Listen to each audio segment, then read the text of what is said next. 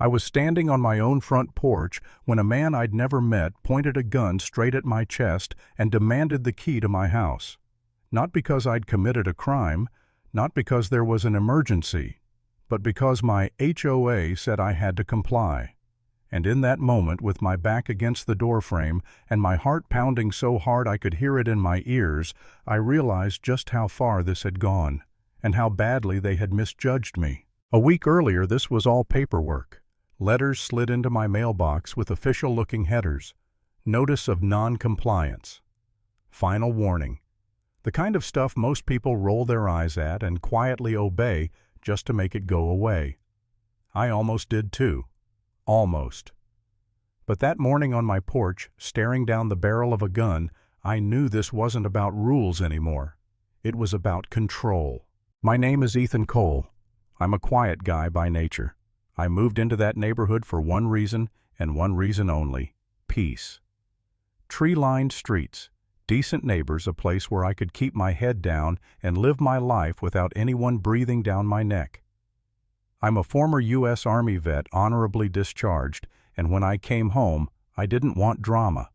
I didn't want power games. I definitely didn't want to get involved with HOA politics. So for the first couple of years, I didn't. I paid my dues. I kept my lawn trimmed. I put my trash cans where they were supposed to go. I didn't attend meetings. I didn't argue. I was invisible, and I liked it that way. That all changed when Linda Hartwell took over as vice president of the HOA. Everyone in the neighborhood knew Linda. She had that tone, the kind that sounded polite on the surface but carried an edge underneath, the kind of voice that assumed authority even when she didn't actually have it. She started small: parking angles, trash can placement down to the inch, which curtains were acceptable to be visible from the street. Most people complied because it was easier than pushing back. I didn't comply loudly. I didn't make a scene. I just followed the actual bylaws, and apparently that made me a problem. The first letter came out of nowhere. A new security ordinance, according to Linda, approved by the board. It stated that every homeowner was now required to submit a spare key to their house to HOA security. The reason given was community safety and emergency access. I remember standing in my kitchen, letter in hand, rereading that line over and over. A spare key to my house, handed over to an HOA. No warrant, no emergency. Just give us access to your home. Something about it made my stomach turn. So I did what most people don't bother to do. I read the bylaws, every page. Then I pulled up state law. Then I read it again, slowly, carefully. And the conclusion was crystal clear. Not only did the HOA not have the authority to demand house keys, but even if they tried to vote it in, it would be flat out illegal. I wrote a calm, professional email. No attitude, no threats, just facts. I cited the bylaw sections. I cited state statute. I explained that I would not be submitting a key and that any attempt to enforce this rule would be unlawful. I hit send and expected something, a reply, a correction, maybe even an apology. What I got instead was silence. Then the notices started. Failure to comply will result in enforcement action. Continued refusal may lead to penalties. Final warning. They came faster and faster, each one more aggressive than the last. Still no response to my email, no explanation, just pressure. Then the HOA security vehicle started showing up. At first it was just parked down the street at night. A black SUV engine idling, lights off. Then it moved closer. Across from my house, then directly in front of it. Sometimes it sat there for hours. I told myself I was overthinking it, that maybe they were just doing patrols, that it wasn't personal, but deep down I knew it was, and that's where the doubt crept in. I started asking myself questions I never thought I would. Am I being stubborn? Is this worth it? Everyone else probably handed over a key. Maybe I'm the only one making noise. Maybe I should just give it to them and move on. There were nights I lay in bed staring at the ceiling, replaying every interaction in my head, wondering if I was somehow in the wrong, wondering if pushing back was going to cost me my peace, my home, maybe more. I came close to giving up. I really did. Then came the knock. It was mid-morning.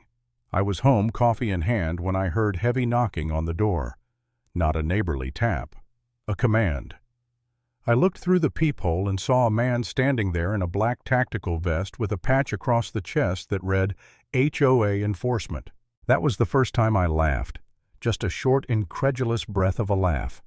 HOA Enforcement, as if they were a police department. I opened the door and stepped onto the porch, keeping the frame behind me. He didn't introduce himself. He didn't smile. He just looked at me like I was already guilty. "Ethan Cole," he said. "You've been notified. You're out of compliance. I'm here to collect the spare key." I told him no, just like that. Calm, clear, no raised voice. He shifted his weight, eyes narrowing. "This is your final warning. Refusal will result in enforcement." I shook my head slowly. "That rule doesn't exist, and even if it did, it would be illegal. You need to leave my property." That's when his hand moved. He reached under his vest and pulled out a handgun. Time slowed in a way that's hard to explain if you've never experienced it. The world didn't blur. It sharpened. Every detail locked into place. The way his hand trembled just slightly. The way his stance was wrong. The way his eyes flicked back and forth, not confident, not trained. He pointed the gun at my chest. "Hand over the key," he said. "Now." In that moment, everything I'd been wrestling with internally snapped into focus. This wasn't about compliance. This wasn't about safety. This was intimidation, pure and simple. And if I backed down now, if I gave him what he wanted, this would never stop. They'd own my fear. For a split second, the thought flashed through my mind. Just give it to him. End it. Walk away. Then another thought followed right behind it. If I do that, I'll never forgive myself. I met his stare and spoke evenly. "I'm not giving you my house key." His finger tightened on the trigger. Just a fraction. But enough. That's when I knew he didn't know what he was doing. What happened next wasn't anger. It wasn't rage. It was instinct. Training burned into muscle memory from years ago, surfacing without permission.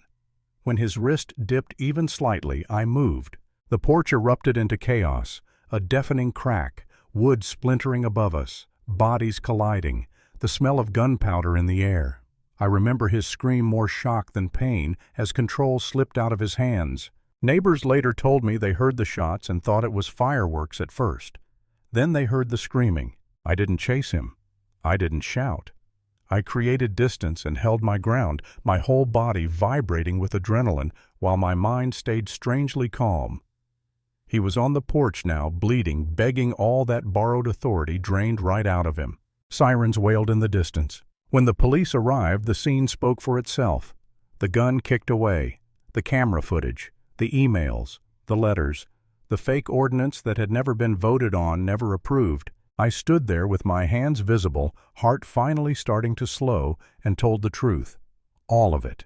They listened. By the end of the day, the story had unraveled. The man wasn't law enforcement. He wasn't licensed.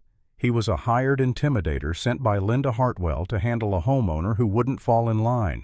She thought she could scare me, thought she could use fear as a shortcut to power. She was wrong. The charges against me were dropped before the sun went down. Clear, lawful self-defense. No hesitation. The attention shifted where it belonged. Investigators pulled HOA records, emails, drafts of the so-called ordinance. Neighbors started coming forward with their own stories. Turns out plenty of people had been pressured to hand over keys. Most had complied out of fear or exhaustion. Linda Hartwell was arrested that afternoon. Watching her lose everything she'd tried to control was almost surreal. No speeches, no dramatic meltdown, just the quiet collapse of someone who believed authority belonged to them simply because they demanded it. The HOA didn't survive the fallout. Lawsuits piled up. The board resigned. The association was dissolved. I changed my locks. I reinforced my doorframe. I kept my cameras. And every time I step onto that porch now, I remember exactly how close I came to giving up. And how important it was that I didn't. Because authority only works when people believe in it. And fear only lasts until it meets someone who refuses to kneel.